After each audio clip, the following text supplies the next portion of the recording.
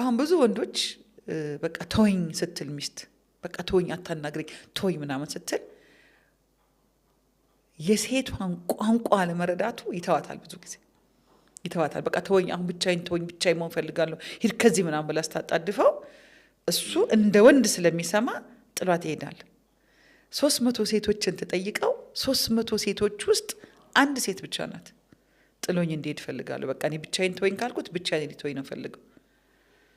299 ሴቶች ግን በዛ ሰዓት ፈልገው መታቀፍ ነው አሁን አስበዋል አሁን ይሄንን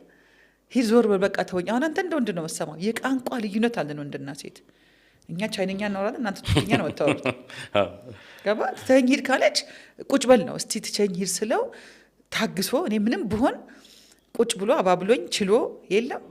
ነው እንጂ እኔ ባለ መጀመሪያ ጊዜ ይሄንን ስነግረው እኔ እኮ ስቆጣ ጥለኝ እንዴት ይዛል ፈልገ ወላሂ እንደዚህ ቀንዳው ተይ ስትመጪ እንዴት ነው የምትታቀፊ ወላይ ቀንዱ ራሱ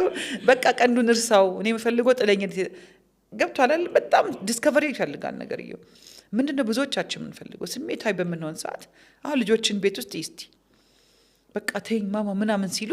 አታዋቸውም እኮ በተለይ ሴት ውስጥ እኮ የሚገርም ሙቀት አለ አይደል ቅፍ አርጋ በቃ አይዞ ልጄ እንደዚህ እኮ ነው እንደዚህ ነው በቃ ይቅርታ ከዛ እኮ ይረጋጋል አንዳንዴ ይሄን እንፈልጋለን ገባ አንዳንዴ ቋንቋ ባለመተዋወቅ የምንጋጭበት ጊዜ አለ ኤክስፔክት የምናደርገው ነገር በቃ ተይኝ ተወኝ ነው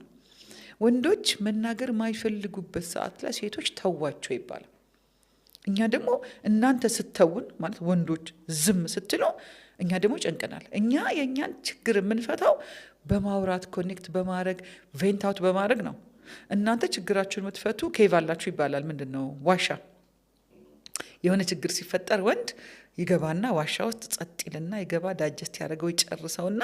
ሳይክሉ ሲያልቅለት ይወጣና ከዛ በኋላ እና ቅድም ተዘክተህ አሁን ማን እንዲያናግር ነው ማለት አይቻለም ኦኬ አሁን ወንድ ነው እሱ ኬብ ውስጥ ገባ የሱ ፕሮብለም ሃንድል የሚያደርግበት መንገድና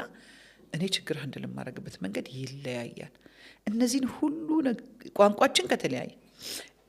ሌላ ይሰራነውን አንድ ሪሰርች ልንገረ አሁን ሴቶች በሚገርም ሁኔታ የፊሊንግ ሰዎች ነን በጣም በስሜት መነጋገር እንችላለን